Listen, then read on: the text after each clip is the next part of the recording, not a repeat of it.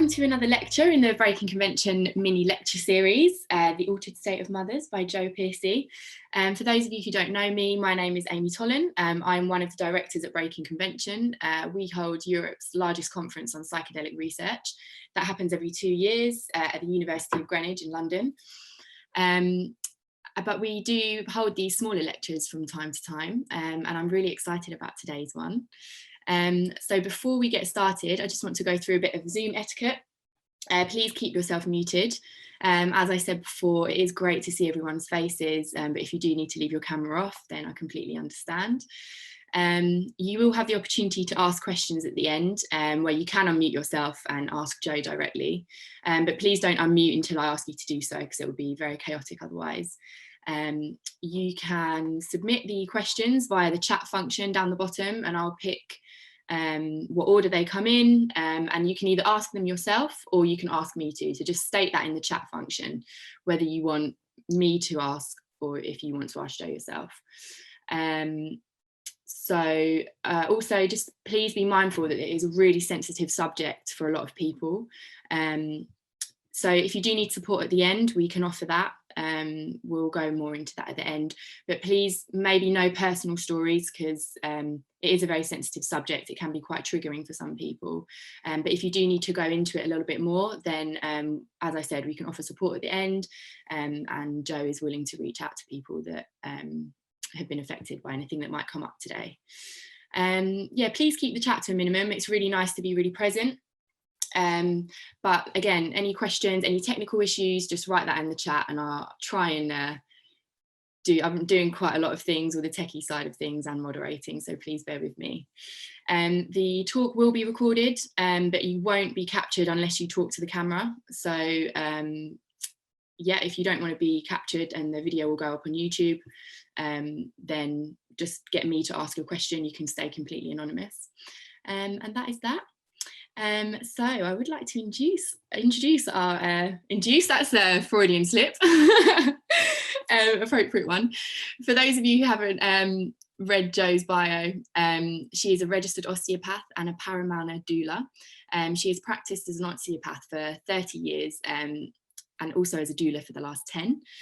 In her osteopathy practice, she sees all types of people, but particularly mothers, babies and children. In her doula practice, she has supported women in hospital, birthing centres and at home. And Jo, I'm so excited to hear you talk today, because the way this talk kind of came about, I was in the pub with her son, Luca, who's also involved in the psychedelic space. And he was telling me, oh, you know, my mum's amazing, and she has this really great talk about altered states in childbirth. And I was like, great, let's all arrange a talk and get her to do a talk, because I've heard so much about the altered states in research and within universities and in so many different areas, but not within childbirth and within labour. So I'm really, really super excited to hear about this today. And that's enough from me. So over to you, Jo. And yeah, can't wait to hear. And remember, the questions at the end, submit them via the chat. Thanks, guys. Over to you, Jo. There you go. Can you hear me? Yay, good. Nice to see all these lovely faces. This is my first kind of Zoom lecture, so bear with me. I think it's going to work.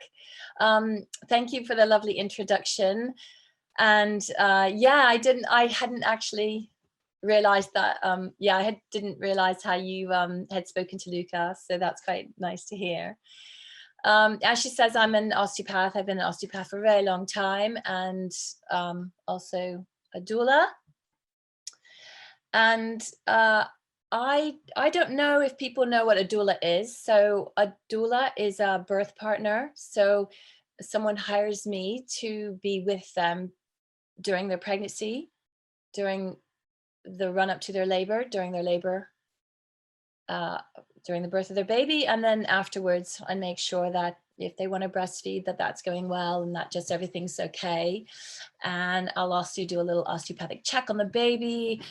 So that's kind of in a nutshell what doulas do. We're all very individual and all very different, but we're all very passionate about supporting women through their births. So that's what a doula does. Osteopathy might be another lecture entirely, but I bring my osteopathic thinking to my doula work anyway. So how this got started, and sort of the thread that links Amy and I together is my son. And he actually suggested I go to Breaking Convention in 2019 now. I think it feels like a million years away, but I think it was only last year. And so I went along because I was quite interested in what he was saying about things. And I wished I could have gone to every single lecture. It just blew my mind. I just like wide open. I was just like, oh my word. It was just so much interesting stuff, so many interesting topics. And as I was sitting listening to some of these lectures, I just kept feeling all these parallels between what I'm doing with birth and women and in their altered state of that they need to get into to labor. So I kept seeing all these parallels about the things I do in supporting women, and then what is happening in the sort of psychedelic world. So that was quite interesting to me. The first parallel that I came across really was, they were talking about Timothy Leary, and there was this lecture about the history of psychedelics and the use of LSD and psilocybin and things like that. And that was really interesting to me because I grew up in the 70s, and I grew up, you know, as the Vietnam War was raging, and I was only taught fear about any kind of mind-altering drug. It was something to be really scared about. It was like you have to stay away from it, and people die, and it's terrible, and it fries your brain. And there were all these scary things. And I remember seeing a film strip. I guess I was maybe 12 or 13. And I remember seeing a film strip. I could have been younger. And I actually tried to find it on YouTube because I thought it would be really funny to revisit it, but I couldn't find it anywhere. But I have this abiding memory of they were filming people who were having really bad trips. And so this one guy, he's on a balcony and he's like seeing all these colors, and he's got wings. And so then he like jumps off this balcony and he falls to his death. And so we're like all horrified. And then there was I remember this other abiding memory of this girl, and she's tripping out on LSD, and she's like looking at she turns the stovetop on. You guys call it the hob on, and it's the gas flame comes up, and she's looking at this flame, but for her it's not a flame, it's a lotus flower. So she's kind of getting all tripped out on this lotus flower, and then she like touches it and she burns herself, and it's all terrible. So there were all these terrible images. And as I sat there listening to the amazing work that's happening with psychedelics, I was quite bowled over by this huge diet of fear. It was only fear that was fed to me. I mean, when I went to university, there was a friend of mine who was also tripping out on something, and he lay down in the road and got run over. So like there were all these negative reinforcements for me about what these drugs can do. So that's what my belief system was. That's where I was coming from. And as I was sitting there in these lectures, it occurred to me that this is what mothers to be are fed, and women are fed, and baby girls are fed, and baby boys are fed. From the moment we are born, we are fed a diet of fear about childbirth. It's just insidious in the whole way we approach it. So I remember trying to think of a positive image that was fed to me as a child, and I couldn't think of any. When you see television, it's all about bright lights and a woman on their back and people women in stirrups, and everything's being highly medicalized, and that's all I ever saw on television. And there was only one series that I remember. It was in the 90s and it was called Northern Exposure. And I don't know if anybody in the audience remembers this. I used to love Northern Exposure. And I practically jumped up and cheered because there's this young woman and she's running the pub with her husband. I think they were married, and she gets pregnant. It's about this little Alaskan town in the middle of nowhere, and this New York doctor comes to be the doctor of this small town in the middle of Alaska. So she's pregnant, and we don't get to see her have her baby, but she's up in her apartment above the bar. And then her husband comes out and says something like, it's a girl or it's a boy, whatever it was. And so it was very clear that she was having a home birth and everything was going fine. And she didn't need a hospital. And I don't even remember if she had a midwife, but maybe one of the characters called Maggie was up there and the doctor was probably up there. But really the essence of what I'm trying to say is that was my only positive image I've ever seen on television about what birth can actually be like. And should be like, really, in most cases. And more recently, there was another one on television. It was the Handmaid's Tales, which is a really grim, gloomy series. But there's one, I don't want to be a spoiler for anybody who hasn't seen it, but there's this one episode where one of the handmaids is pregnant and she escapes what I would call a captor. She escapes the person who owns her, and she gets herself to this abandoned house or this empty house, and she has the most amazing free birth. I'm like practically crying because I'm like, oh my gosh, they're actually showing it on television. And she's lit the fire, and she's like, I think she's on a rug, like that's like a furry rug, and she free births her baby, and it's the most beautiful thing in this really gloomy series of sort of women being oppressed. But those are the only two images I've seen, and I've been on the earth for a very long time. So it is not surprising that we have this fear, but it just was this parallel between the fear I grew up with as a child with all these kind of altered state drugs, and what happens to the fear that's fed to children, both boys and girls alike, about childbirth. And I've even had people ask me, I remember a young woman in her 20s, and I just was happening to talk about she was my daughter's friend, and I was just talking about my doula work, and she looked at me and she said, so like, women don't have to be on their backs to give birth? And I sort of said, no, they don't have to be on their backs, but it really stung my heart because I'm like, well, of course we don't need to be on our backs. But the rhetoric around birth is exactly that. It's about doing what you're told to do and not questioning that maybe there's another way. So I hope that I can explain to you that sometimes there is another way. And yeah, so as a doula, this is why we find being doulas really important, because we can educate women that a medical birth isn't the only way you can have babies, and we can hold that space, inform them about their choices, and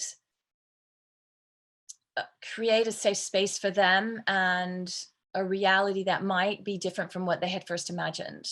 So we're there to hold the space.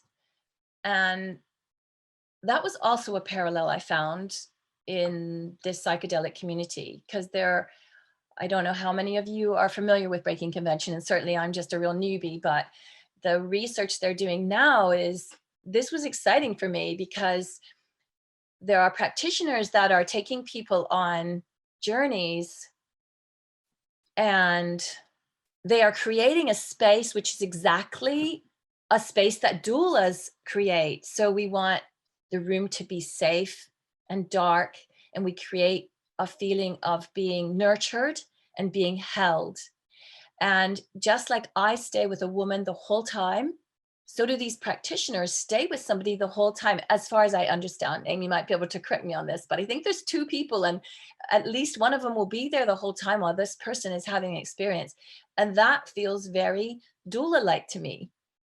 They should be called, I don't know, doula, psychedelic doulas, because they're doing exactly what we do for women when they are having this experience where they go into a different state. So their control over what's happening in their environment is limited because they're internal. So I'm there to hold that external space, that environment space, so they don't have to. So that was another really interesting parallel when I went to Breaking Convention. I'm like, oh, there's another thing that's similar. So that was really exciting to hear that. And I'm very excited for the research that's happening in that world. So I think, rather than, so I don't ramble on too long, is I think maybe I should just explain birth. And I don't want to trigger anybody, and I probably will trigger some people, and I'll trigger some memories maybe for people. And I apologize in advance for that. And if it gets too much, maybe just tune out. But I'm not gonna, that's not my intention. My intention is to explain to you a view of birth that isn't that extraordinary, but at the same time is amazingly extraordinary, and which has the potential for every woman to be able to experience. And there was before I start, there was like this other parallel that I found with Breaking Convention. It was like, and I hope this doesn't trigger people, but it was like, I remember sitting there thinking about the experiences that people were having on psilocybin or kind of whatever, all the different psychedelics. And I remember thinking that I had a discussion with my son, because I remember thinking that, well, I've done lots of silent meditation retreats. I mean, I'll go on a retreat for 2 weeks of just silence, and I've done meditation, and I've done yoga, and I have reached altered states. But listening at Breaking Convention, I kind of got the feeling that I was kind of just like skirting around the experience. Like I kind of maybe had dipped my toe into an altered experience, but that maybe a psychedelic could take me way further than what I had experienced. I just kind of got that feeling. I don't know if it's true or not, because I haven't had that experience yet, but I just got the feeling that I was kind of like skirting around the real experience. Or maybe I have just been skirting around by all the things I've tried to do to sort of raise my consciousness. And I feel like it's the same way with birth. So I meet lots of women and I treat lots of women, and I get lots of birth stories. And the birth stories that I get that are higher intervention, but really happy stories, they've had a really good experience, which is great. I mean, I love hearing that. So they might have had lots of intervention and highly medicalized, but they've gone away, you know, full of oxytocin, and it's been a really beautiful experience for them. And then, like, I hope this isn't too judgy, but at the same time, it feels like a parallel, just like my experience parallel, like they've skirted around what could have happened. And even though they had a wonderful experience, maybe they could have had an even deeper one. And we'll never know, of course. And I'm always appreciative that someone has had a really positive experience, even with higher intervention, because that is possible. So I'm not saying that there's only one way to have a baby, but I am saying that when you look at places like the Farm, and if you don't know what the Farm is a place in Tennessee that Ina May Gaskin, an amazing midwife, I don't even know if she's a midwife, but she's written loads of books, and she created this place in Tennessee for women to go who wanted to have, you know, like a natural birth without intervention. She's a really amazing, she's done loads of talks on YouTube, she's written loads of books, and it's a wonderful place. And they had, I think the statistics are still similar, but they had about a 2% cesarean section rate. So about 2% of the women that went to have a natural birth there had to be transferred into hospital to have a C-section, 2%, which is, you know, that's reasonable. The national average now is 30%. So that's an alarming rate of sections. And there are multiple reasons why people have sections, but I still feel that that's too high and that we could get that lower. There's a big discrepancy between 2% and 30%. In Brazil, they have a 95% C-section rate. So I'm not here to say, oh, C-sections are bad, because they're not. They save lives. There are certain conditions in which a section saves a mother's life and a baby's life. There's absolutely no doubt about that. But I just feel like 30% is pretty high, and I think we could get that down. But we need to get that down by educating women that it's not a frightening, fearful, unreliable thing to be giving birth to a baby on your own and by your own means, because we have it. We know how to give birth, and Mother Nature has supplied us with all the pharmaceuticals that we need to give birth, just like she's supplied us with all the pharmaceuticals in the plant medicines to maybe have an ecstatic experience. So she knows what she's doing. She's really clever, and we are really clever, and we need to get back to believing in that and believing in our bodies.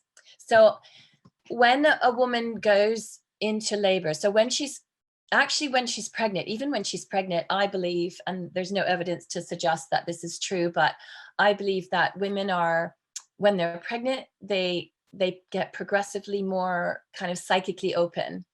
So they get more vulnerable to things around them, vibrations around them, negative energies, sadness, happiness. Like, they're just, my personal belief is that they become psychically open during their pregnancy and towards the end, so that they can receive the soul of their baby. So I find when I get my pregnant moms coming, I was like, don't watch the news, don't look at sad movies, only hear happy stories. And please, if there's anything you take away from this talk, please don't tell a pregnant woman a bad birth story, because that goes into her subconscious mind, and she might already be fearful, and you've just added to it. So although you're like, people don't mean to do it, but I have to tell my mothers, and if you're pregnant now listening, just say, talk to the hand, tell me your story, tell them you're really happy to support them in their story after you have your own baby. Because people don't mean to do that, but it's a bit like telling somebody a terrible car accident story after they've just walked away from one. So please just remind people that, treat pregnant women really nicely, tell them lots of positive birth stories, and leave the other stories that maybe didn't turn out the way you wanted to till after she's had her baby. Every birth story is different. Every single woman has a different birth with every single one of her children, and it's very different for every single woman. It's a completely unique experience, like snowflakes. No two are the same. Even in the same woman, your birth experiences will be completely different. So that's just a little bugbear of mine. All these horrible stories come out sometimes. So yes, so a mother's pregnant, and we went over that, about how I think she's a little bit psychically open, so she needs to protect herself. Maybe she needs to go on maternity leave a little bit sooner than her she's working, than her employers want her to, just to sort of find her space. This is a digression, but another thing I'd like to suggest to women, that hypnobirthing is fantastic, it's brilliant, but if you're harboring other issues around the birth, I suggest people neutralize those feelings of anxiety, maybe about other things or other things that have happened to them, with some hypnotherapy, and then embark on birth hypnotherapy, hypnobirthing, because we have the possibility to carry into the experience some trauma that we might have unresolved, especially if it involves rape or assault or any kind of thing that someone has already already experienced, please get that sorted out. Then do your hypnobirthing, just neutralize all those feelings. And then you'd be, you know, well on your way, and it is more effective that way. So that's a little bit of a tricky topic, but I think it is worth saying. So now she's moving into her later stages. Maybe she's full term and she is going into labor. So she's getting all the contractions and she's getting all excited. And birth is, you actually go into altered states. Your brain waves change. So as you go into that early birth, you'll be changing into beta waves and you'll be giddy with excitement. You'll be getting ready. It's the nesting thing where you want to make sure that everything's in the right place. And if you're going to the hospital, your bag is right at the door, and at this point you call your doula and say contractions have started, and you will already feel something's different. And sometimes there's a bit of fear there, and that's fine because fear motivates us. But if it becomes an overwhelming fear because of all the things you've been taught, I'm here to tell you that it doesn't have to be overwhelming. Sometimes the fear is a good motivator. Like right now when I'm talking to you, I'm a little bit nervous and a little bit fearful, but it's a good motivator, and your body's supposed to go into that because the mother needs to make sure that everything's in order so that she can have the complete capacity to go into herself, into her altered state. So at the moment when it's early labor and she's having these irregular contractions and she's in her beta waves, she is going to be getting everything ready. She's going to make sure that there's childcare if there's other children. She's going to make sure that someone's looking after the cat or the dog or whatever. And she will be calling her doula. She might be calling the hospital and saying, I've just had, like they've just started. She might have lost her show, which is a mucus plug, a little sort of mucusy bloody plug that comes away from the cervix as the cervix starts to change its shape. And that's a really fun time because she'll still be quite chatty in between her surges, and they'll be pretty irregular. And I might add here now also, this might be experiences people who are listening. Sometimes this early sort of phase, sometimes it stops and starts, and that's perfectly normal. I mean, some of the mums get really anxious. It's perfectly normal and perfectly frustrating for you to labor all night only for it to stop at sunrise. So I always think those babies are just pretty clever because they're just taking it nice and easy and getting into the position that they need to get into.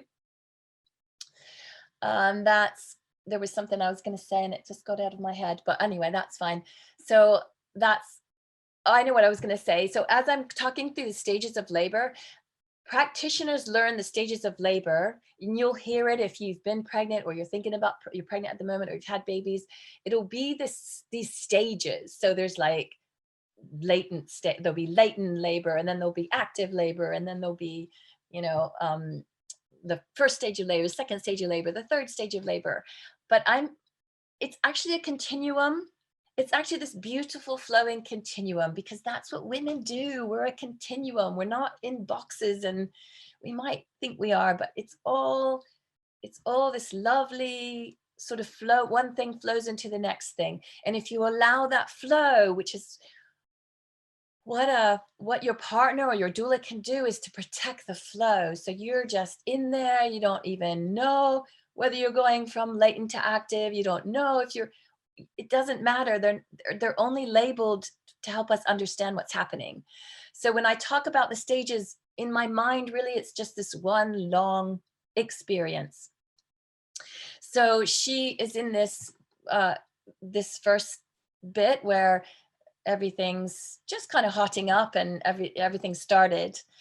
And that's beautiful in its own right, because someone might correct me in the audience, but as far as I know, it's one of the last mysteries of the world. Like, we don't know what's on the depths of the bottom of the ocean, and we still don't know what it is that exactly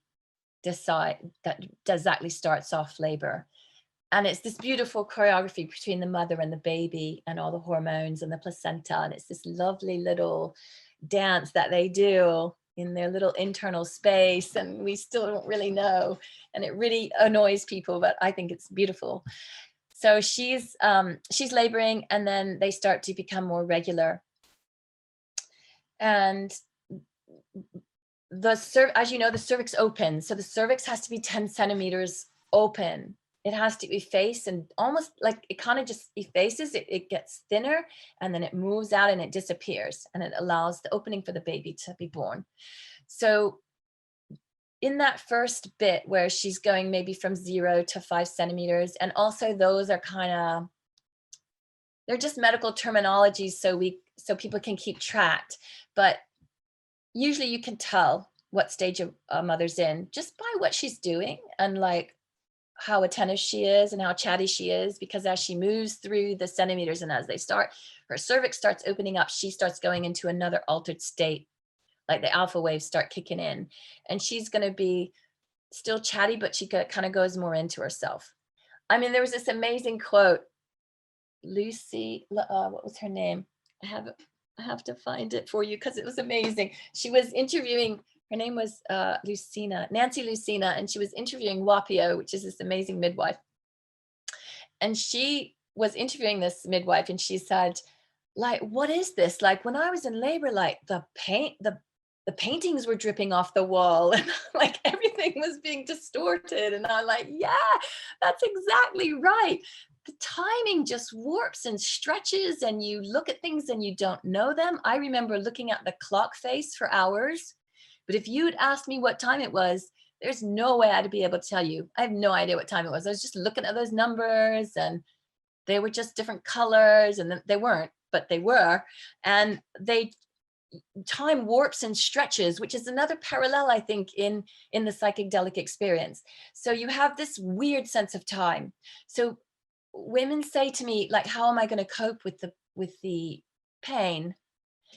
And I can't really explain it other than Mother Nature provides us with a pharmacy of chemicals to change the way our brain perceives pain. So it is not like jumping off a gate and breaking your leg.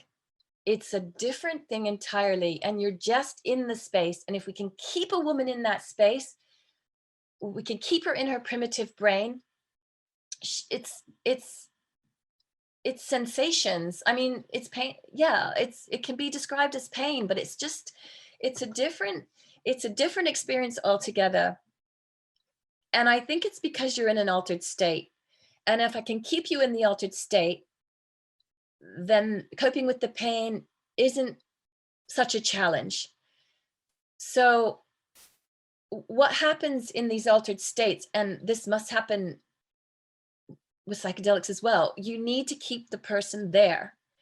If people are asking a woman questions and she's got to contend with the lights going on and off, or people coming in and out, or she's worried about her partner who might not have eaten, and she's worried about him, and coming back into her neocortex, the executive part of your brain that organizes your day all the time, she comes back into that space, the pain is worse, the surges are more difficult.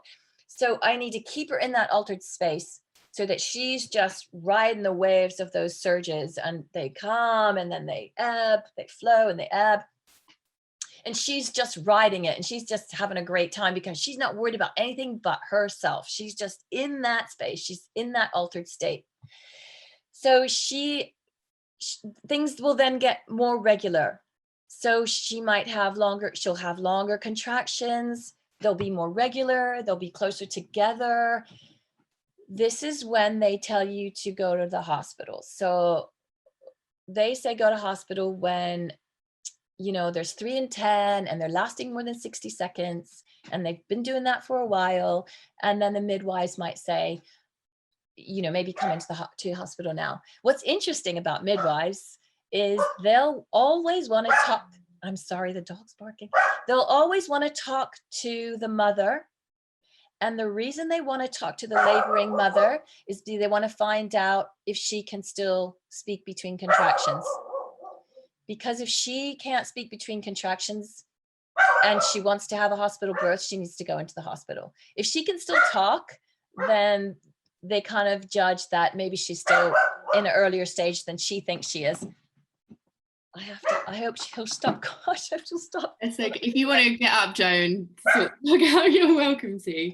Anyway, no, so she'll be, so that's what'll happen. So the midwife wants to talk to the mother to see if she can still speak. There's a little bit of a hitch in here, because I've noticed of recent that when women do hypnobirthing, they're so like in control of their space, and they're so spaced out and chilled that they can talk to the midwife. They're like, yeah, I can talk to the midwife, I'm fine. Actually, they're way further along than the midwife imagines. So now midwives will ask them if they've done hypnobirthing, because they'll be way more chilled, and they can still stay in their space. They can still stay in that cool little liminal space and talk to the midwife. So that's kind of cool what hypnobirthing does for that.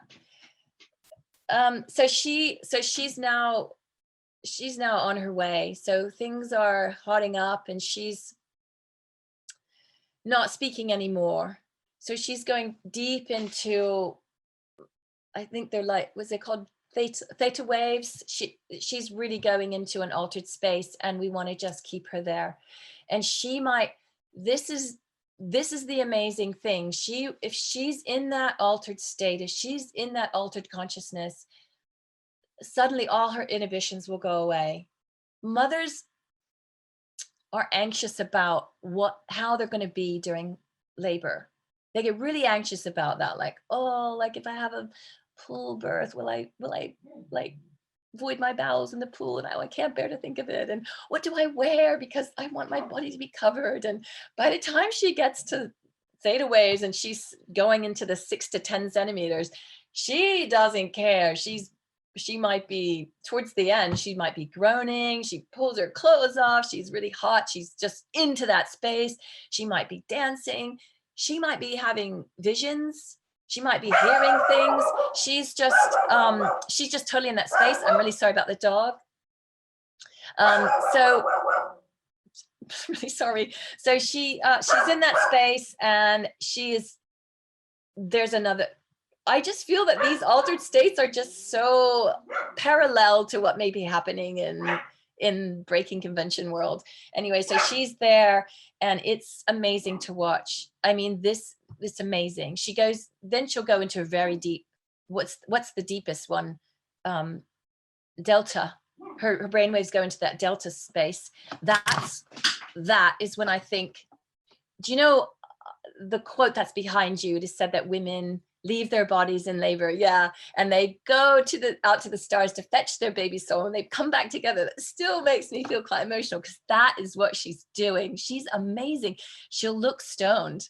She'll just look right through me. She'll be like, she can still speak, but she's like, out of it. And that's when, so as a doula or a partner, or I teach the partners how to do that. You just kind of watch them, and you know what they need. Like, they might need a cold compress on their brow, or they might need a little sip of water, but you just kind of go with what you think they might need. And most of the time we sit back, but we just, just like little subtle things.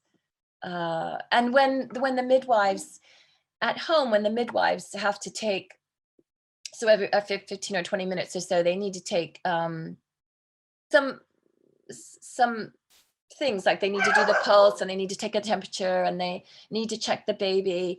And oftentimes the midwives will just do it, and the mother has no idea. There's no idea. They're so into the state. I remember one woman was laboring, and all this noise was happening behind her, the midwife, and I was getting a little bit annoyed. And later on, when we did the debrief, I kind of apologized, and I said, oh, I'm really sorry about that midwife. She's kind of making a lot of noise. And the mother was like, what midwife? What noise? She was just in that space. She's not in the world anymore. She's in her own world. She's in this between world, that liminal space between, I don't know. We're mammals. We're mammals. So we just kind of get in that space that mammals have. We have this ability to give birth and to use that altered state for the best benefit for us. So there's this really quote, I just saw it recently, but I really liked it. So I haven't memorized it, so I'm just going to read it to you. And it's written by a doula called Kathy Williams. And she says, every woman is conscious that this is an experience that takes you to the line between life and death. But childbirth is also an experience that takes you to the line between the earthly and the divine. That's just so true. That's so amazing. It's a risk, and it's sometimes scary, but it also can be ecstatic and amazing and beautiful. So she's in this delta state, and she's ready to have her baby. She's ready to receive this baby. And you know what? If you just let it happen, in most cases, moms just, your body has this really cool reflex. It's named after a man. It's called the Ferguson reflex, but we call it uterine reflex. And when your baby's ready to be born, your uterus expels your baby. You don't have to do anything. There'll be a point of no return where you can't not push. Like you're just like grunting the baby out. You breathe the baby out. And it's a little bit like voiding your bowels. There comes a point where there's a point of no return. And that's the same thing. It's the same thing. It's like you cannot do anything to stop this baby from being born. And that's also beautiful. There's this exquisite moment where a baby's born and oxytocin is just risen in the room. Everyone, the midwives, me, the dad, we all are flooded with oxytocin, which is the love hormone and the hormone that helps the baby be born. And it's just an exquisite moment of grace when that baby is earthside. And she has a few moments, the baby has a few moments of this amazing, miraculous few moments where she goes from the fetal blood circulation to breathing air and circulating in the world earthside. So it's amazing. And there's a little hole in the heart that closes up on its own, and the baby takes a breath on its own, and it's just magical. It's so magical. And then you've got this skin to skin happening. She'll still be in an altered state. It's amazing to watch. She's aware of everything around her, but there's just this, I don't know, this beautiful knowingness that happens. And, she'll scoop her baby up and put it skin to skin. There was something else I wanted to mention, and I think I've forgotten to do it, but it doesn't matter. It just came to me and it went back out again.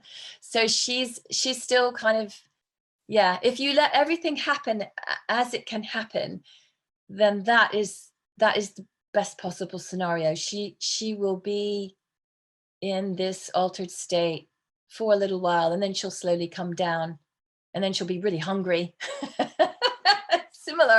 similar again.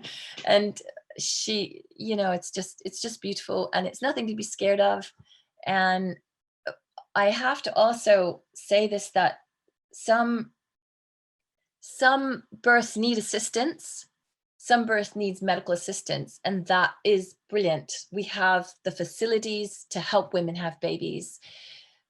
Oh, a baby can get a little bit asynclitic in a home birth state, and asynclitic is when the head comes down the birth canal and gets a little bit sideways. So she might go off to be transferred to the hospital, have some forceps to ease the baby out, and that's all fine. It's really fine to have some assistance. What I find a little concerning and a little sad is that this concept that all births need to have medical assistance. All births don't need to have medical assistance. And I'd also like to have a little word about, if you have had medical assistance and you've had an epidural, like, I'm not here to make any woman feel judgmental or guilty about their own experience, because I've seen women who need, so sometimes what happens at hospital, well, every time happens at hospital, is you're under a time limit. So when things don't go in a time that the hospital protocol feels comfortable with, they might try to augment the birth with synthetic oxytocin. And the difference between your real oxytocin and synthetic oxytocin is that your oxytocin that your brain is releasing also gets through the blood-brain barrier. That's probably why we can have altered states, because oxytocin is just this amazing hormone. In a synthetic situation where they're augmenting the birth or starting, like setting a birth off, it's not the same. So it goes into your bloodstream, but it does not go into your brain. So all the contractions you'd be having are coming from the outside environment, and it's so much harder because you're not in your altered state. You don't have the oxytocin that's washing your brain. So you're dealing with these surges and these contractions in a completely aware state. And your primitive brain, your neocortex might be fine with everything, and your neocortex and your logical thinking brain might feel safe, but your primitive brain does not feel safe, and there'll be adrenaline rush. And when there's an adrenaline rush or a cortisol level rising, the stress hormones rising, your oxytocin will go down. Oxytocin is called the shy hormone. It only comes out when it feels safe. And it's also the hormone that comes out during lovemaking. So like if you're walked in on, like, oxytocin is going to disappear because suddenly you become more inhibited again because somebody just walked in on you. So it's the same hormone. And if someone walks in on oxytocin during labor, the oxytocin will drop, and it makes dealing with everything that's happening much harder. So I just don't judge any woman who says they want an epidural. It's like, great, have one. What I like my women to know is exactly what their choices are, and be informed about what their choices are, and to help them understand the difference between consent and informed consent. So someone can say to you, would you like an epidural now? And you might say, yes, I think the pain, I can't deal with this anymore. And you've just consented to a procedure that you maybe know nothing about. So I make sure my mom knows what she's asking for when she wants this epidural. So what goes in your blood and what's going to happen once it's in your arm, and that you might not be able to, you won't be able to feel your legs unless it's a mobile epidural. And you will need a catheter in because you won't be able to wee. So those are really tiny things, but I've had women come to me and say they were traumatized because they didn't know, like, they were happy for the epidural, but they didn't know all the other things that were going to happen. So little things that are meaningful to women, for them to know what's going to happen all along the way, no matter how much intervention there is. I've had some women who've had quite high intervention, had really positive birth experiences because they still felt like they were in control. And when you're in control of your decision making and you know what's going to happen each step of the way, it makes for a much better birth experience than just stuff happening to you. It's not very nice to have stuff just happening to you and you don't know why the decisions are being made, and you're in the middle of labor when you should be in an altered state, and then you can't be, and you're in neocortex and they're asking you to make decisions and you don't know how to make decisions because you're supposed to be looking at the painting dripping off the wall. And so that's where that's where doulas would like to change things, is to let women be informed of their choices and to reduce the fear level. So there are studies to suggest that doulas or any kind of support, continual support, reduces intervention, it reduces C-section levels, and it creates more positive outcomes with women in birth. So I know that's a little commercial for doulas, but it doesn't have to be a doula. Anybody, it could be a sister, it can be a mother, it can be an auntie, anybody who holds the space for you. Just like I was saying earlier, I think I mentioned it earlier, about how in the psychedelic experience, the practitioner holds the space for that person to have their experience. And he or she is there the whole time. And there's, in this time of where we're all separated and having unable to hold each other's spaces in no matter way, in whatever way. It's very difficult because we're mammals, we're community animals. We need people, and women need people. There was another thing I was going to slide in a really nice, easy way, but I forgot to mention it. But the fear that women have about childbirth also, I think, is to do with just how the society has emerged. So when a woman holds her baby, it might be the first time she's ever held a baby. And it didn't used to be that way. I'm from a big family. So my brother was having kids when I was just a teenager. So I was used to holding babies and babysitting for him. And, I was used to having the kids around. But now, now we don't have such big families. We don't live in community groups so much anymore. So we don't hear the next door neighbor having a baby, or we don't even talk about babies until we've decided to have one ourselves. I remember being pregnant and thinking, like, where do you buy nappies? Never even seen them before. I never clocked where you even bought them until I was pregnant. And I'm like, where do you buy nappies? I don't even remember seeing them anywhere. And suddenly, of course, they're all in Boots and they're in here and they're there, but I just I didn't know where they were. And I didn't even think about it because we're far removed from the experience of giving birth, of having babies. We're very removed from it. And I think that adds to the fear because we are not exposed to it on a fairly regular basis. So it's a scary thing because you feel like you're going through it and you don't know you have not had the experience until you have it yourself. That doesn't make sense, but I think you get what I mean. Yeah, so that is, couple informed consent. I think I've probably left some things out that I want to say, but I was really trying to be streamlined with this and focus on my experience of how I found so many parallels between the experiences I was hearing at Breaking Convention and the experiences that I have had with laboring mothers. So yeah, I think I'm looking around and I think, there's one little thing I'd like for you to maybe ponder on is that at the end of the day, we are mammals. So we've come so far away from Mother Earth and so far away from connecting with all that I feel is real, that we forget we're mammals.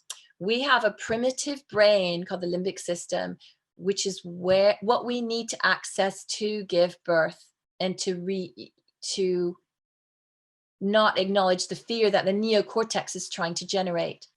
And if you look at any mammal in the natural world,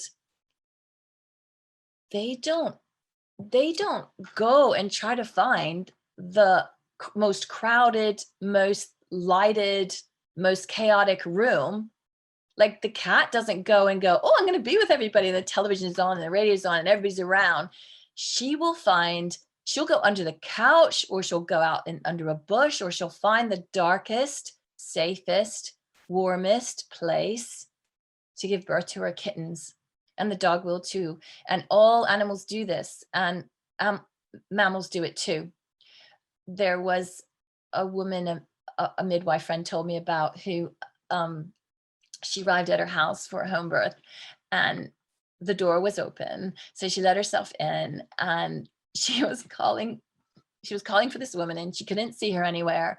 And she went upstairs and the woman had locked herself into the bathroom and turned the lights low. And she kind of knocked on the door and she had locked the bathroom door. And my friend was like, it was an old-fashioned lock. So she was like peering through the lock while this woman was giving birth on the other side of the bathroom. And she could kind of see her. She was just keeping her eye on her. And so she just sat outside the bathroom door until the woman birthed her baby. And then the new mother let her in. So that is what a mammal does. I'm not saying everybody has to do that or wants to do that, but that's what this particular woman did. And there was another one that comes to mind. I won't go on too long because I know you probably have questions, but there's a series on television called One Born Every Minute, which is actually a horror show. Please do not watch it. It's not very fun. And it reinforces the idea that women are screaming and shouting and on their backs and in stirrups, and that is not the natural way to give birth. Most women, given the choice and staying in their altered state, will choose squatting or kneeling, or kneeling on one leg, kneeling on one knee with one up. So most women will choose a position that feels most right for the baby. There's a very intuitive thing going on between mother and baby, and baby's leading mum's positions. And she will find some positions are completely intolerable because the baby doesn't like it. And she will find her in space. If she's given the choice, she'll find her in space. And I've only watched that show twice because I think my kids wouldn't let me watch it anymore because I was shouting at the television. But there was one teenager who was lying in the bed, and her boyfriend was there, her mother was there, and nothing's happening. They're chatting, and the midwife comes in and says, look, nothing's going to happen tonight. Why don't you guys go home? She can get some rest and you can come back in the morning. So they said their goodbyes and they went out, and the midwife, I don't think she meant it, but she created this perfect environment. So she turned the light out and she got the woman all nice and warm, covered her up and said, you get some rest. So you see her leave and it's all really dark. And I don't know how much time went past because it's a television series. But at one point they go back to her camera. She has jumped out of her bed. She's squatted between the wardrobe and the bed, or the wall and the bed, so you can't even see her. You can just see her head, and she's squatting there holding onto the bed, and out comes the baby, and she births her baby and she pulls it up, and then she pulls the help cord, and the midwife comes in and says, why didn't you call me? And she said, I didn't have time, like the baby was coming. And she didn't have time, first of all, number one, because she was in her altered state. She wasn't using her neocortex. She's just having her baby. And second of all, the midwife made the perfect storm. She turned the lights out. She got her warm. She stopped all the chaos that was keeping her neocortex awake, like the boyfriend and the mom chatting to her all the time. So she created this beautiful space for this young teenager to have her baby by herself in the hospital. So yeah, I just love those little things. I don't even think that one born every minute knew how beautiful that was, but I thought it was beautiful. So I just want to reiterate, I'm going to finish up now because I don't want to bore you to death, but I just want to let you know that if I have triggered anyone, that was not my intention, because it's a very emotive subject and everyone has very different experiences, and all the experiences are valid. There is no such thing as a woman not having a valid experience when she's having a baby. So I honor every woman. It's the most transcendent experience you can have, no matter if you've had a C-section or higher intervention or birth at home or birth at a birth center. It is transcendent. But what I tell you, and I only can talk from my own experience, but an uninterrupted birth gives a woman the power of infinity. She will feel like she can go out and climb Mount Everest without oxygen and anything. I mean, she will be so loaded on oxytocin that it's just amazing to watch. And my wish for generations going forward is to return to that space of ecstasy where a woman just so owns her power. It's a superpower. Women have superpowers, like even breast milk, so like a science fiction superpower thing. It's like amazing. And I apologize now for any men listening, but maybe I shouldn't end with this, but if men had uteruses and could actually make people from scratch, we probably would never hear the end of it. They would be strutting around saying, look what my body can do. And not only that, not only can I make a person, I can feed a person with my body, and that's all they need to do, and they grow. Like, we need to find that profound awe again about what women's bodies can do. Like, make a person, how crazy is that? And then we just do it. We're like, yeah, la la la la la, push it out. There's a whole human being like you just made. So I have never lost my awe for embryology and birthing women and what Mother Nature can do in the right circumstances. So I probably have talked too much. So maybe we open the floor to questions, and I'm sure I've forgotten lots of things I wanted to put in, but yeah, so I hope you've enjoyed listening to that. I hope I haven't triggered anyone. If I have, I can leave my email and you can privately message me.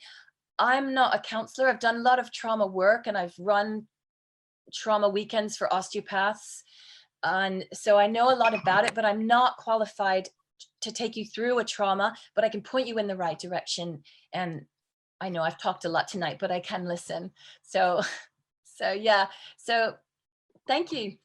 Thank you so much, Jo. That was really wonderful to hear all of that. And I think the thing that strikes me the most is the parallels that you drew with the psychedelic experience. And what struck me was how in our Western society, we feel uncomfortable in being in those spaces. I think a lot of Indigenous cultures obviously don't. And it's sort of, yeah, that's what struck me as I was listening. It's like we're very uncomfortable in being in those spaces in particular altered states. And I'm going to pick on Pascal here. Pascal is, and he's a near-death experience researcher. He's currently doing his PhD at the University of Greenwich, looking at near-death experiences. And he interviewed someone. So Pascal, I don't know if you want to speak or put your camera on. He's going to hate me for this, but and kind of talk about the interview that you did as well, because I think it goes really nicely into what Jo was talking about. So here's Pascal. I'll let that over the floor to you.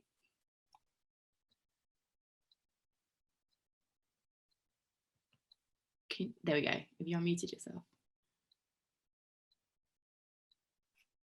Can't hear you though, Pag, sorry. You haven't got headphones in or anything? Oh, okay, well, we'll come back to you and then we'll ask another question. But he's got some really good information about that. So we'll go back to the questions that we had. Someone asked a really nice question. Is it Wafa? I think I hope I pronounced your name right. Are there any similarities between the state of women during pregnancy and labour versus menstruation? So I don't know if you've got anything to comment on that, Jo. Yes, yes. I think that's an interesting thing about the menstrual cycle, because if women could be aware of what's happening to their menstrual cycle, they would be aware of different levels of energy, and if we had a society where we could honor that would be really cool, because you go in and out of cycles and you go in and of a lot of energy and then it comes down, almost like we have these little, I feel like we have these little seasonal experiences every month, whereas, you know, like when we go into winter and the hibernation and then we come out in the spring and we're all full of energy, the cycle almost does that every single month for women. But the experience in labor it's really way more intense. I mean, I didn't have, I know you might be talking about the kind of going into that space where you want to go into yourself a little bit, and it's just maybe a fraction of that. I mean, it's so on such a grand scale. It's yeah, I hope I've answered your question. It's just on a much grander scale. If you're talking about the awareness of sort of wanting to be out in the world and then wanting to come back down again, it does kind of repeat itself there, because nature repeats herself all the time in different variations, but it's not, it's much more prominent in a labor situation, in a laboring situation. Thanks, Jo. I've got a question from Lou Green. Lou, did you want to ask it yourself about emotional trauma? Yeah, so you can unmute and then ask Jo. Thank you. Yeah, I just wondered, Jo, about a mother receiving a sort of a severe emotional trauma while she's pregnant, and and I've forgotten what I said now. About the emotional trauma the baby can receive during pregnancy. Yeah, sort of does the baby receive that, and sort of what can be done about the baby receiving that trauma as well as the mother moving forward. Right. So yes, I've supported women whose maybe mother has died, or they've had an emotional trauma during their pregnancy, and my philosophy is that this soul that's chosen you for the mother has also chosen whatever it needs to go through to get into this life and to get through this life. And that might not answer your question it's a very esoteric answer, but I think it's because I really feel sad when women in particular, I think, but men too, when women view experiences as and what's attached to the experience is guilt, because guilt is such a wasted emotion. We waste a lot of energy feeling guilty about things. And because it's such a lovely cohesion between a mother and a baby, that beautiful choreography between two souls, yes, I think they do experience a sort of trauma, but I think, there's a really lovely book called Why Love Matters. It's by, I can't think who it's by, but it's called Why Love Matters. And it's, it's the messiness of life, because we never can protect our children from all the traumas that they might face in their life. And that's probably the biggest burden of a mother. I remember somebody telling me, I was on a trip and she was just a stranger, and we just got talking, and she was telling me this story, and I said, oh, that's like a heartrending story. And she said, yes, she said, every time something happens to our children, a little piece of our heart is also scarred. And I just can't help thinking that that's what it is. Like, even before pregnancy, if we suffer an emotional trauma and the baby's born, maybe with you already having that trauma, as an osteopath, what I would do is I would treat both the mother and the baby, because trauma can be transitional. We hang on to trauma because we don't know anything else, but we can learn to understand that trauma can move through you rather than get stuck in your body. So there's a lovely, I don't know if this pertains to anybody here, but there's a lovely kind of way to work through trauma with somatic experiencing. And there's certain, if you read anything about Peter Levine, Levine, he sort of championed this kind of way for therapists to work, called somatic experiencing, because he recognized, as many people have, that when you have a memory in your neocortex, you also have a visceral response. So you might just think about something and you'll start having a visceral response. And these practitioners are taught to learn how to read those responses so the person doesn't get overwhelmed by revisiting that trauma. So that's kind of a nice go-to if this has triggered you, or if you feel like you're ready to work through some trauma.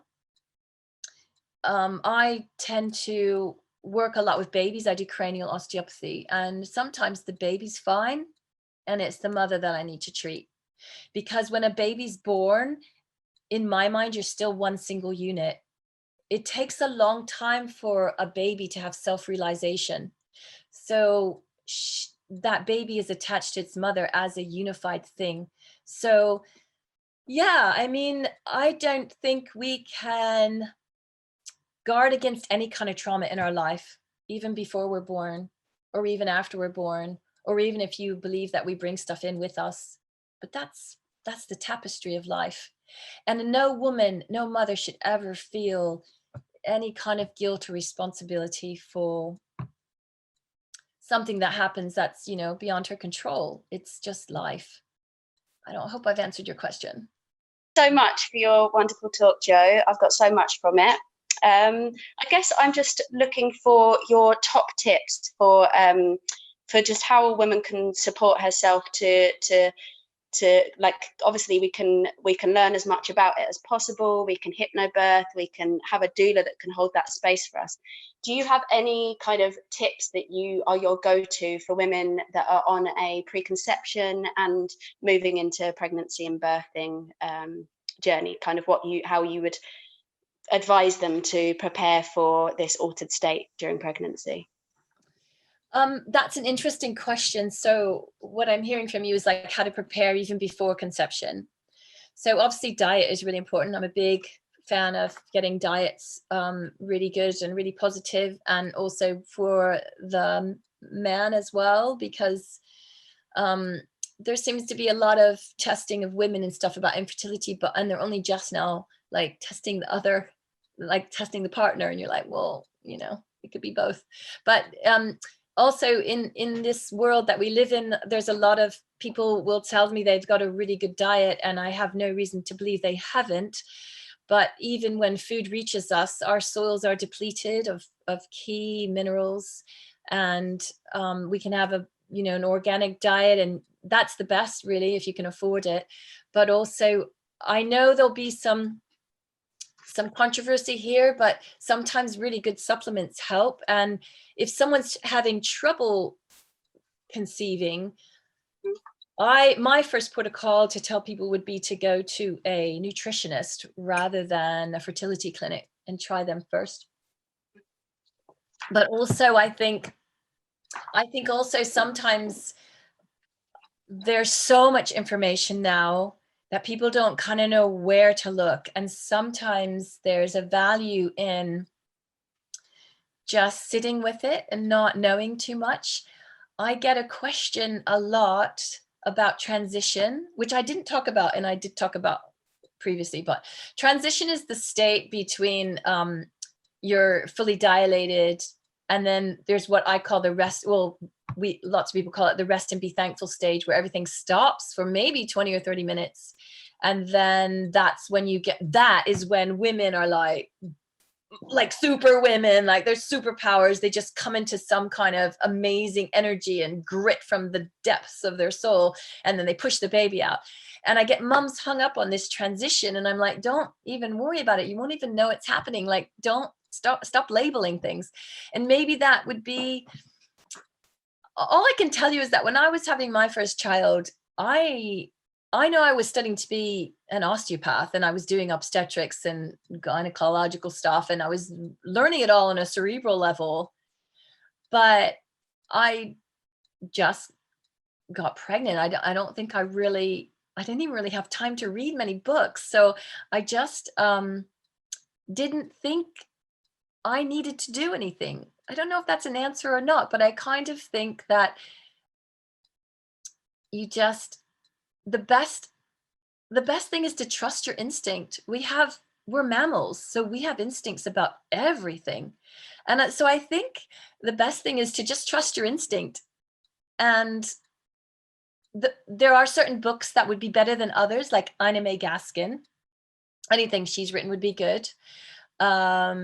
Michel Audin, anything he's written, amazing. He was the one that kind of pioneered nurturing dark uninterrupted birth, and has been spouting it for years and years and years, decades. I don't know. I mean, maybe I can make up a list to send to Amy, and that she could maybe pass it on to me. I don't know. I don't want to give her more work. But any of the what my Bible was a book called Alternative Maternity by Nikki Wesson. And it was so dog-eared, I had to buy another copy for my doula clients. And I don't even know if it's published anymore, but that was my Bible. So I didn't read too much, but I did read that one. And I even took notes in it. And I had because it was really nice because it had all the different things in it, like what you can do with homeopathy and how you want a natural birth. And then if you go to hospital, what you can do. And if you have a section, what you can do. So doulas can point you in the right direction. And if you can't afford a doula, there's some really good websites to visit, like Midwife Thinking. She's my go-to. Rachel Reed, I think she's called. Midwife Thinking. She's an Australian midwife. Love her stuff. Sarah Wickham is also really good. AIMS, which is the Advancement for Improvement for Maternity Services, AIMS. AIMS is a really good place to start. They have a whole collection of little pamphlet-y type books that you can read. So they have little books on the placenta, the first stage, the second stage, induction, what are my rights? What's the other one called? They have stuff on strep B. They have they're nice little pamphlet books, so you're not so overwhelmed. And I find that that package that they sell is really good, because it's good for the partners, because they just like to read very specifically. They don't not need to read all the fluffy stuff in some of the books. They just want to know like the details. And so those are quite good books for both of you to read, but particularly I find the men like those books because they're not too long. Does that answer your question, Rhea? Yeah, that's really helpful. Thank you very much. Thank you. Thanks. Thanks for that, Rhea. Yeah, we were actually talking, Ray is a good friend of mine, and we were talking last night, and even about people that take psychedelics in preparation for a birth, and like meet the souls of their children pre-conception. There's so Kalindi E, who was a prominent speaker at Breaking Convention, who sadly passed away this year. His wife, their community, they all live in Detroit, they actually take psilocybin during pregnancy. I'm not saying I or Breaking Convention condone that, but it seems to be a big thing that's kind of happening. And you hear of people in Amazon that give like a small amount of ayahuasca to their children, and I have a friend who's British but has spent a lot of time in Brazil and has done the same with his children, and it's just something that's so shunned. So I'm almost getting tonight from this talk that yeah, it's not the labour, it's way before that, and it's every aspect of our life. And as you said at the beginning, Jo, it's like it's how our society is set up, that labour, that childbirth is feared and everything. And yes, it's kind of like it's seeping into all these different areas of our lives, it seems. But the preconception stage is really fascinating, coupled with the psychedelic experience, I think, as well. So can I just address that, because that's really interesting, because you said before after the talk that and I feel like I can't remember exactly what you said, but I remember in my mind thinking it's because we've lost community, and that's why it feels like it does, because we've lost that community of women, of red tents and all that kind of stuff. But this occurred to me, and I didn't realize it was happening, but if you had psilocybin before preconception, it would be amazing, because that must be speaking to the same parts of your brain that is void of the fear of the executive brain is full of fear. The limbic system only knows what it needs to do. You know, we don't have our mammal. No mammal goes in and goes, oh, can I do this? Can I not do this? Is this going to be painful? They just go, a deer goes out, gets pregnant, has a baby under, your body's uniquely designed to give birth to babies. And it's also uniquely designed to stop the labor if there's danger, which I also didn't go through, but that's another thing. And then it will start again once it's out of the danger. So the psilocybin to me would be like a really interesting thing to do preconception, because it will speak to part of the brain that knows what it's doing. I think yeah, and obviously the during pregnancy thing is very, but in our culture to suggest that is like, but I know people that have done it, and they call them their mushroom babies. And yeah, look, I've heard amazing things about these children. Yeah, I mean, nobody anywhere on any continent will say that anything's safe to take during pregnancy.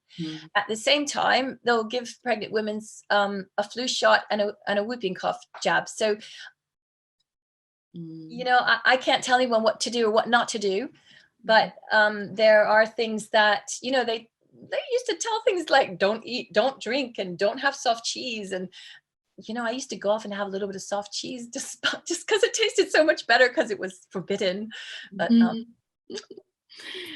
we have a question from, it's either Circa or Sersha. Sorry if I've pronounced your name wrong. Do you want me to ask the question, or would you like I can ask it. Hi, yeah. Circa. Thank you for such a wonderful talk. Aww. It was really impactful. It was amazing to hear. My question was just, I've heard about orgasmic childbirth. I know nothing about it, but I remember being laughed at by my family when I mentioned it, that such a thing was true. And there's just such a strong kind of fear idea, you know, that wouldn't be possible. So it would be really interesting to hear anything about it in relation to what you've been talking about. Yes, well, I've had 3 babies, and I was still waiting for that orgasmic experience. So for me, it didn't happen. But it's definitely, I think the deeper you go into that in-between worlds, there's no reason why that shouldn't happen. And the reason you've heard about it is because it's happened to women. So we wouldn't have that if it hadn't happened to someone. So I really think that, yeah, that is possible. And I don't know if you can plan for it. I think it just will happen. It's, you know, women look really stoned. Some women look like they're in ecstasy when they're giving birth. I mean, it is an ecstatic state. And whether we label that orgasmic or ecstatic or delta waves going through their brain, it's talked about because it's happened to some women. So good luck. Thank you. Yeah, that was a question I had as well. Someone I worked with someone who apparently had an orgasmic birth. Let me just see what other questions there are. We've got one from Melanie's iPad. I don't know if you want to speak, or I can ask for you. Just talking about tips for setting, and I don't. Did you want to unmute yourself, or shall I ask? Oh, I think there's some issues. Oh, sorry. Oh, it's actually James, but Melanie's with me. Melanie's iPad, aka.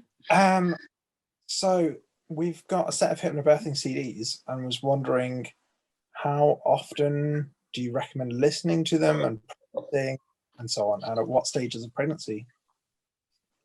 Right. So I'm glad that you're listening, James. It's James. Yeah. I didn't talk about how important the partner is, but the partner's super important. And I know I'm not answering your question right now, but because I didn't mention it in the lecture, I just cannot tell you how important it is for a woman to feel supported by her partner. It's so amazing. The same note is, have the conversation, because some partners don't want to be there. And I think some partners are being kind of coerced into being there when they feel anxious about it. But if you want to be there, which sounds like you do, and you've had the conversation, yes, I want to be there, it's amazing. Partners will just stand around idle going, what am I doing? What am I doing? I was like, you don't have to do anything. You just have to be. And an example of that was a woman was birthing, and she was like into her space, and her husband stepped out of the room like really quietly, and she shouted for him to come back. Where is he? And we were just looking at each other like, how did you even know? And because you're connected in another way, we're not just connected like because we see each other, we're connected in so many different ethereal primitive ways. And so it's really important for you to be there. The hypnobirthing is interesting because I think the best way is to actually have someone guide you through hypnobirthing. But if that's not possible, because I get in COVID era and in financial wise, it's not always possible. But I think people should start as soon as possible and listen to it almost until you're sick of it, really, because what you're doing is you're creating memory cells in your brain, and your memory cells need to be picked up unconsciously. So like if you were maybe, I don't know, this is really dramatic, but like if you were in the Olympics riding a bike, you wouldn't learn how to ride the bike 2 days before the Olympics, because you wouldn't have the memory skill, you wouldn't have the memory, the body memory or the brain memory for it to kick in automatically. So what we want is you to know all that so well that your body kicks into it in a very unconscious level, because she won't have any capacity to use she doesn't want to be using her neocortex. We want it to be a subconscious thing. So that would be my advice. I haven't been trained as a hypnobirther, but I kind of, you keep the space as hypnobirthers do. And a lot of my clients will do hypnobirthing, and a lot of them has asked the same question because they don't really want to do the homework. But the more you ride the bike, the better you'll be at it. And then you'll be able to do wheelies, and you'll be able to take the handlebars away, and you'll just like be able to do it, like it'll be part of you. Like, I don't know, you see these people who do skateboarding and stuff, and it's like the skateboard's part of their body, you know, like how does it even stick to their feet? And then that's the same. The more hypnobirthing that you do, it'll just be a second nature, and that's what you want. Great. Brilliant. Thank you. You're welcome. You. We'll take one more question from the audience. Lindsay Kimple, you have a question about something I've never heard of. So would you like to unmute, or I can ask for you? I can't see you on the screen actually. Yeah, I have my camera off. My video is not working that well. I apologize. But yeah, I don't want to end on like a weird note, but I work at this drug detox clinic, and we had a woman come there to detox, and she was pregnant, or she said, but she wasn't, and there was no, like, the imaging didn't show, or there was no pregnancy like positive test. So there is this phenomenon, I'm going to call it, called pseudocysis, where women can exhibit all the signs and, you know, all the lovely signs of pregnancy, the, you know, the feeling like really ecstatic, like the swelling of the breast, like everything, but there's no baby inside. And so, you know, we detoxed her there, but and then she went to another facility. But I don't really think that's, I wasn't the one making the executive decision. So I'm just wondering for our speaker if she's ever come across this. And I think that a lot more support is needed. You know, it tends to get like, you know, pathologized or stigmatized, but I think it's a true desire for a child. And, you know, that, and yeah, if we want to get into the whole psychedelic or go into the subconscious, I mean, this can go really deep, but I think there's like real, like compassionate, empathetic support needed. Otherwise it just gets like pathologized. And then, you know, so I'm just, wondering if our speaker or anyone else has heard about this, because it was quite interesting to see. I mean, she was just so ecstatic and then happy and loving life, and, you know, oh, the baby this, the baby that. But unfortunately, there was, you know, from what we could tell, there was no like physical baby, but there was definitely a desire for one to, you know, come to earth, you know, through her. But so I'll just leave it at that. Yeah, so yeah, I have never supported someone who is suffering from that, but I have heard of it, and it also happens in other mammals. You get phantom pregnancies in dogs, and I presume it's from deep trauma. So they may have lost a baby, they may have lost a baby to stillbirth, they may have lost lots of babies, and they need a lot of trauma help. So after the detox, you know, you have to, you know, how did they get there in the first place? So there's some kind of deep trauma going on with people who have this kind of thing. I think because I've never run across it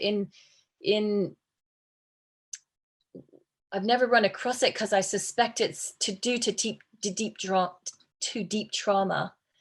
And it's a shame that she left, and it does require a lot of compassion, and all of the things that happen to women require more compassion. And I was just talking to Amy before we came on about the Duchess writing in, I think it was the New York Times, about her miscarriage, and that needs to be part of the conversation. Miscarriage happens to, you know, it's a really common thing that does happen to women, and we're not acknowledging it. It's a silent grief, and it's a silent trauma. And the more we talk about these things, the easier they'll be for people to communicate with and have community around, and the easier it will be for us to know what to say for the right compassion for the person who's lost something. So yeah, I think I don't know how common that is, and I have heard about it, but I have not direct experience with it. But good to bring it up, because it just does need to have compassion surrounding it. Seems like there's so much with trauma in the whole of society, and I think that's probably is quite a good note to end on, because you know, the parallels you've drawn with the psychedelic experience, and then we can see the near-death experience. It's this space that we're not used to as a culture, and almost the fact that we're not familiar with it is probably why a lot of this trauma arises surrounding it. So yeah, it seems like a lot of research needs to be done. Maybe there's someone who's studying for a PhD, or Pag, maybe Pascal can change his PhD topic to the altered state of mothers from his near-death experience. No, I think if there's anyone that wants to research this, I think there's a really big space in academia for this to be researched. But yeah, I just want to say thank you so much, Jo, for giving you a round of applause from my end. It was meant to happen in May, this talk, in person, and it's finally here due to COVID. It obviously didn't happen, and I'm really pleased we got to hear from you. As you all know, it was free to sign up, and I'm just sending our PayPal link.